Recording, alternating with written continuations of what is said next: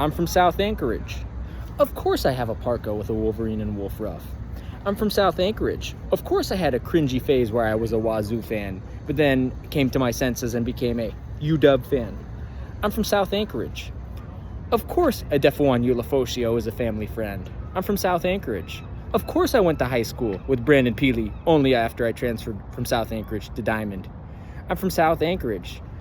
Of course I gave Gus Schumacher a hard time for being a Packers fan growing up. I'm from South Anchorage. Of course I know Keegan Randall and her auntie and her cousin. Of course I'm from South Anchorage.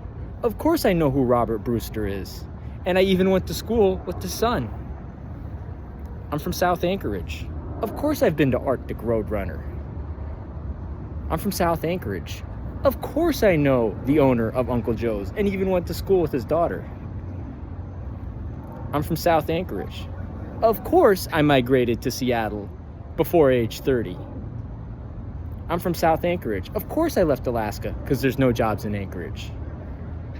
I'm from South Anchorage.